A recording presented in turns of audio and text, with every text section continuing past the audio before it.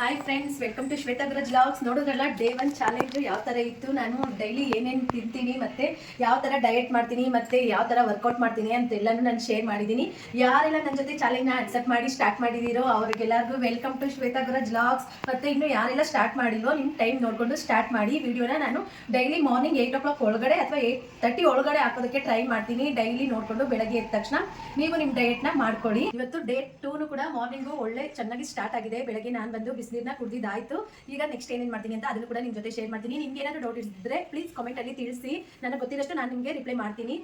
ಅಷ್ಟೇ ಫ್ರೆಂಡ್ಸ್, ಬನ್ನಿ ಇವತ್ತಿನ ದಿನ ಹೇಗಿರುತ್ತೆ ಹೇಗೋಗುತ್ತೆ ಅಂತ ನಿಮ್ಮ ಜೊತೆ ಕೂಡ ಶೇರ್ ಮಾಡ್ಕೊತೀನಿ. Once again welcome to Shweta Guraj vlogs. ನೋಡಿ ಫ್ರೆಂಡ್ಸ್, ಈಗ ನಾನು ಬಿಸಿನೀರನ್ನ ಕಾಯಿಸ್ತಾ ಇದ್ದೀನಿ. ಇವತ್ತು ನಾನು ಓಮ್ ಕಾಳನ್ನ ಹಾಕ್ಕೊಳ್ತಾ ಇದ್ದೀನಿ. ಓಮ್ ಕಾಳು ನೀರು ಕುಡಿಯೋದ್ರಿಂದ ಗ್ಯಾಸ್ಟ್ರಿಕ್ ಪ್ರಾಬ್ಲಮ್ ಇದ್ರೂ ಕೂಡ ತುಂಬಾ ಅವ್ರಿಗೆ ಯೂಸ್ ಆಗುತ್ತೆ. ಮತ್ತು ಯಾರಿಗೆಲ್ಲ ತಿಂದಿದ್ದು ಊಟ ಜೀರ್ಣ ಆಗ್ತಾ ಇಲ್ಲ, ನಮಗೆ ಎದೆ ಮೇಲೇ ಇರೋ ಥರ ಫೀಲ್ ಆಗ್ತಾ ಇದೆ ಅಂತ ಹೇಳ್ತಾರಲ್ಲ, ಅವ್ರಿಗೂ ಕೂಡ ತುಂಬಾ ಯೂಸ್ ಆಗುತ್ತೆ. ಈ ಥರ ಡೀಟೇಲಿಂಗ್ ಆಗಿ ಯಾರು ಹೇಳಲ್ಲ ಫ್ರೆಂಡ್ಸ್, ನಾನು ಹೇಳ್ತಾ ಇದ್ದೀನಿ. ನೀವು ನನ್ನ ಜೊತೆ ಆರಾಮಾಗಿ ಡಯಟ್ನ ಸ್ಟಾರ್ಟ್ ಮಾಡ್ಬೋದು. ನೋಡಿ, ಇಲ್ಲಿ ಓಮ್ ಕಾಳನ್ನ ಮಾತ್ರ ಹಾಕಿ ಇವತ್ತು ನಾನು ವಾಟರ್ನ ಕುದಿಸ್ಕೊಳ್ತಾ ಇದ್ದೀನಿ. ಡೈಲಿ ನೀವು ಜೀರಿಗೆನೇ ಕಾಯಿಸ್ಕೊಂಡು ಕುಡಿಬೇಕಾ ಅನ್ನೋ ಥರ ಇಲ್ಲ ಫ್ರೆಂಡ್ಸ್. ಒಂದಿನ ಜೀರಿಗೆ, ಒಂದಿನ ಓಮ್ ಕಾಳು, ಒಂದಿನ ಬಂದು ಸೋಂಪು, ಒಂದಿನ ಚಕ್ಕೆ ನೀರು, ಈ ಥರ ಮಾಡಿಕೊಂಡು ಡೈಲಿ ಒಂದೊಂದು ನೀರನ್ನ ಕುಡ್ಕೊಳ್ತಾ ಬರ್ಬೋದು. ಬೇಕಿದ್ರೆ ನೀವು ಅದಕ್ಕೆ ಒಂದೆರಡು ನಿಂಬೆ ಹಣ್ಣಿನ ಹನಿ ಕೂಡ ಹಾಕ್ಕೊಂಡು ಕುಡಿಬೋದು, ಇಲ್ಲಾಂದರೆ ಹಾಗೂ ಕೂಡ ಕುಡಿಬೋದು.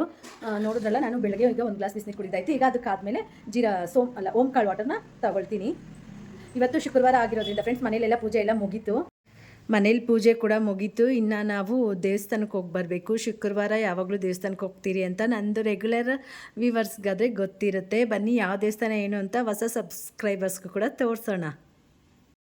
ಇದು ಬಂದು ನಮ್ಮೂರ ಗ್ರಾಮ ದೇವತೆ ದೊಡ್ಡಮ್ಮ ತಾಯಿ ದೇವಸ್ಥಾನ. ನಾವು ಫ್ರೈಡೇ ಯಾವಾಗಲೂ ಈ ದೇವಸ್ಥಾನಕ್ಕೆ ಹೋಗೋದನ್ನು ಮಿಸ್ ಮಾಡೋದೇ ಇಲ್ಲ. ತುಂಬ ಪವರ್ಫುಲ್ ಅಂತ ಕೂಡ ಹೇಳ್ಬೋದು. ಯಾರಾದರೂ ಏನಾದರೂ ಅಂದ್ಕೊಂಡ್ರೆ ಅದು ಡೆಫಿನೆಟಾಗಿ ಈ ದೇವಸ್ಥಾನದಲ್ಲಿ ಆಗುತ್ತೆ.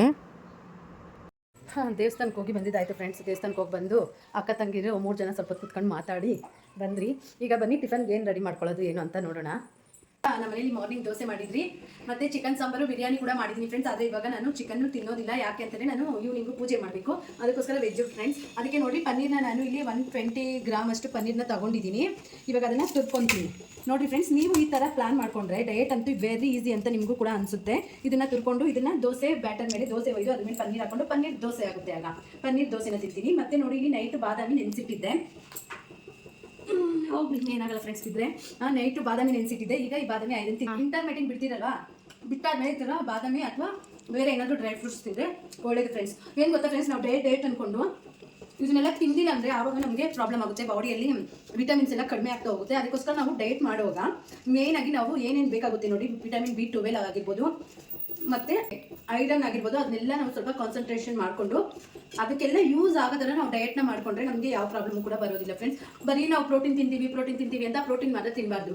ಸೆಂಟ್ರಲ್ಲಿ ಫ್ರೂಟ್ಸ್ ಆಗಿರ್ಬೋದು, ವೆಜಿಟೇಬಲ್ಸ್ ಆಗಿರ್ಬೋದು, ಡ್ರೈ ಫ್ರೂಟ್ಸ್ ಆಗಿರ್ಬೋದು, ಅದೆಲ್ಲನೂ ತಿನ್ನಬೇಕು. ಅಕ್ಸೆ ಬೀಜ ಕೂಡ ತಿನ್ನಬೇಕು ಫ್ರೆಂಡ್ಸ್. ಅಕ್ಸೆ ಬೀಜ ತಿನ್ನೋದ್ರಿಂದ ಅದರಲ್ಲಿ B12 ಇರುತ್ತೆ ಫ್ರೆಂಡ್ಸ್. ಈ ಥರ ದೋಸೆ ಇಟ್ಕೊಳ್ಳಿ, ತುರ್ದಿಟ್ಕೊಂಡಿದ್ನಲ್ಲ ಪನ್ನೀರು, ಅದನ್ನು ಹಾಕ್ಕೊಳ್ಳಿ. ಟೇಸ್ಟು ಚೆನ್ನಾಗಿರುತ್ತೆ, ನಿಮಗೆ ಪ್ರೋಟೀನ್ ಕೂಡ ಸಿಗುತ್ತೆ. ಇಲ್ಲಿ ತಿನ್ನೋದ್ರಿಂದ ಫ್ರೆಂಡ್ಸ್ ಅದರಲ್ಲಿ ಒಮೆಗಾ 3 ಇದೆ. ಕೆಲವೊಬ್ರು ಒಮೆಗಾ 3ನ ಟ್ಯಾಬ್ಲೆಟ್ ಆಗಿ ಕೂಡ ತಗೊಳ್ತಾರೆ. ನಮಗೆ ಈ ಥರ ನ್ಯಾಚುರಲ್ ಆಗಿ ಸಿಕ್ಕುವಾಗ ನಾವು ಯಾಕೆ ಟ್ಯಾಬ್ಲೆಟು ಅದು ಇದು ಎಲ್ಲ ತಗೊಳ್ಬೇಕು? ಅದಕ್ಕೆ ನಾವು ಏನೇನು ನ್ಯಾಚುರಲ್ ಆಗಿ ನಮಗೆ ಸಿಗುತ್ತೋ ಅದನ್ನು ಯೂಸ್ ಮಾಡ್ಕೊಳ್ಬೇಕು. ಒಮೆಗಾ 3 ಅಂತೂ ನಾವು ಡಯಟ್ ಮಾಡ್ತಿದ್ರೆ ನಮಗೆ ತುಂಬಾ ಉಪಯೋಗ ಆಗುತ್ತೆ.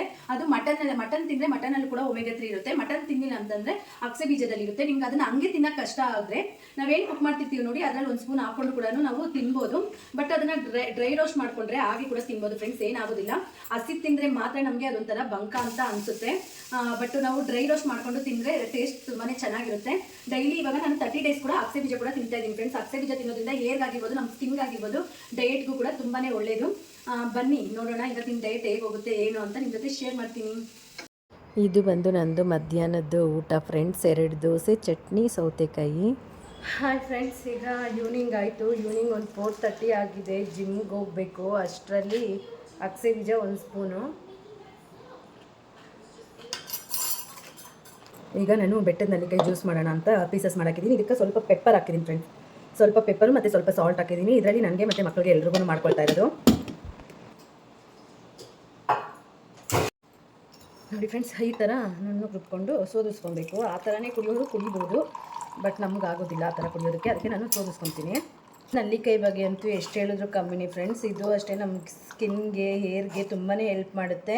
ನಾವು ಡಯೆಟ್ ಮಾಡ್ತಾ ಇರೋವಾಗ ಈ ಎಕ್ಸ್ಟ್ರಾ ವಿಟಮಿನ್ಸು ಮಿನರಲ್ಸ್ ಇರೋದನ್ನು ಕನ್ಫರ್ಮಾಗಿ ತಗೊಳ್ಳೇಬೇಕಾಗುತ್ತೆ. ಇಲ್ಲಾಂದರೆ ನಮ್ಮ ಬಾಡಿಯಲ್ಲಿ ಇನ್ಬ್ಯಾಲೆನ್ಸ್ ಆಗಿಬಿಡುತ್ತೆ. ಅದಕ್ಕೋಸ್ಕರ ಇವನ್ನೆಲ್ಲ ತಗೊಳ್ಳೇಬೇಕು. ನೋಡಿ ಫ್ರೆಂಡ್ಸ್, ಇದು ನನ್ನ ಚಿಕ್ಕ ಮಗಳಿಗೂ ಕೊಡ್ತಾಯಿದ್ದೀನಿ ನಾನು. ಬಿಟ್ಟು ಟೇಸ್ಟ್ ಹೇಳ್ತಾಳೆ ನೋಡಿ. ಕುಡಿತಾರೆ ಫ್ರೆಂಡ್ಸ್ ನಮ್ಮ ಮನೇಲಿ, ಇಲ್ಲಾಂದರೆ ನಾನು ಬಿಡಲ್ಲ ಅಂತ ಗೊತ್ತು. ಇದು ದೊಡ್ಡ ಮಗಳಿಗೆ, ಇದು ಸ್ವಲ್ಪ ಇದೆ ನನಗೆ. ಈ ಥರ ಎಲ್ಲ ಮಾಡ್ಕೊಳ್ಳಿ ಫ್ರೆಂಡ್ಸ್. ಡಯೆಟ್ ಮಾಡ್ತಾಯಿದ್ರೆ ಇದೆಲ್ಲ ನಿಮಗೆ ತುಂಬಾ ಅವಶ್ಯಕತೆ ಇದೆ ಅಂತಲೇ ಹೇಳ್ಬೋದು. ನೋಡಿ ಫ್ರೆಂಡ್ಸ್, ಇವಳು ನನ್ನ ದೊಡ್ಡ ಮಗಳು ಮಲ್ಕೊಂಡವಳೆ. ನಿದ್ದೆ ಹೋದ್ರೂ ಬಿಟ್ಟಿಲ್ಲ ಫ್ರೆಂಡ್ಸ್. ಕೊಡೋದ್ಲು, ಮಲಗೋದ್ಲು. ಫ್ರೆಂಡ್ಸ್, ಇವತ್ತು ಚಿಕನ್ನು ಮಾಡಿದ್ದೀರಿ ನಮ್ಮ ಮನೇಲಿ. ಆದರೆ ಬೆಳಗ್ಗೆಯಿಂದ ನಾನು ತಿಂದಿಲ್ಲ ಫ್ರೆಂಡ್ಸ್. ದೀಪ ಹಚ್ಚಬೇಕಾಗಿತ್ತು ಅಂತ. ಇವಾಗ ಅಷ್ಟೇ ಮನೇಲಿ ಪೂಜೆ ಆಯಿತು. ಇವಾಗ ನಾನು ಜಿಮ್ಗೆ ಹೋಗಬೇಕು.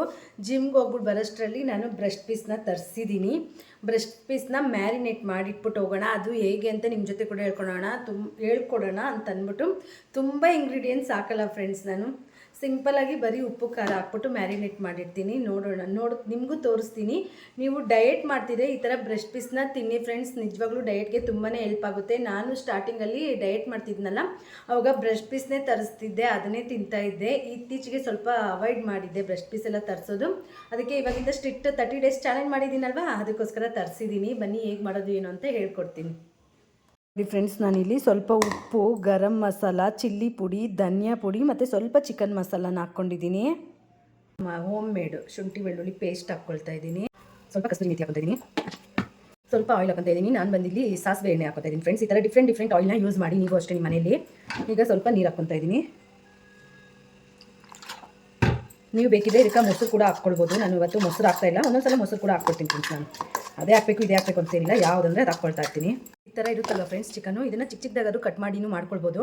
ನಾನು ಇವಾಗ ಏನು ಮಾಡ್ತಾಯಿದ್ದೀನಿ ಅಂದರೆ ಒಂದು 4 ಸ್ಪೂನ್ ತೊಗೊಂಡಿದ್ದೀನಿ ಫ್ರೆಂಡ್ಸ್. ಒಂದು 4 ಸ್ಪೂನ್ ತೊಗೊಂಡು ಈ ಥರ ಚುಕ್ಕಿ ಚೆನ್ನಾಗಿ ಈ ಥರ ಮಾಡೋದ್ರಿಂದ ಮಸಾಲೆ ಒಳಗಡೆ ಎಲ್ಲ ಚೆನ್ನಾಗಿ ಹಿಡಿಯುತ್ತೆ ಅಂತಷ್ಟೇ. ಸ್ವಲ್ಪ ಜಾಸ್ತಿನೇ ಆಯಿತು ಫ್ರೆಂಡ್ಸ್.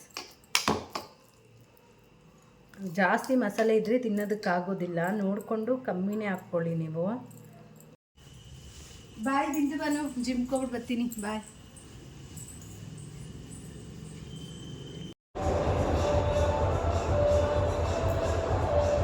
ಹಾಯ್ ಫ್ರೆಂಡ್ಸ್, ಇವಾಗ ತಾನೇ ಜಿಮ್ಮಿಂದ ಬಂದೆ. ನೋಡ್ತಾ ಇರ್ಬೋದು, ಈಗ ಬ್ರೆಸ್ಟ್ ಪೀಸ್ನ ಬೇಯೋದಕ್ಕೆ ಇಟ್ಟಿದ್ದೀನಿ.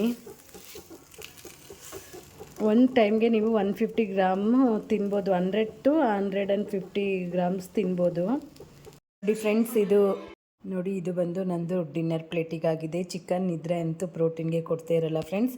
ಕಾರ್ಬ್ಸ್ಗೆ ಫೈಬರ್ಗೆ ಸೌತೆಕಾಯಿ ತೊಗೊಂಡಿದ್ದೀನಿ ಮತ್ತು ಚಿಕನ್ ಪ್ರೋಟೀನ್ಗೆ ತೊಗೊಂಡಿದ್ದೀನಿ. ರೈಸ್ ನೋಡ್ತಾ ಇರ್ಬೋದು ನೀವು, ನಾನು ಇಲ್ಲಿ ಇಷ್ಟು ಕ್ವಾಂಟಿಟಿಯಲ್ಲಿ ತೊಗೊಂಡಿದ್ದೀನಿ ಅಂದರೆ ಒಂದು 50 ಗ್ರಾಮ್ ಕೂಡ ಇಲ್ಲ ಫ್ರೆಂಡ್ಸ್, ಅಷ್ಟು ತೊಗೊಂಡಿದ್ದೀನಿ. ಯಾಕಂದರೆ ಬಿರಿಯಾನಿ ಮಧ್ಯಾಹ್ನ ಕೂಡ ತಿಂದಿಲ್ಲ, ಸ್ವಲ್ಪ ಟೇಸ್ಟ್ ನೋಡೋಣ ಅಂತ ತೊಗೊಂಡಿದ್ದೀನಿ ಅಷ್ಟೇ. ಇದಾಗಿದೆ ಫ್ರೆಂಡ್ಸ್ ನಂದು ಡಿನ್ನರ್ ಪ್ಲೇಟ್.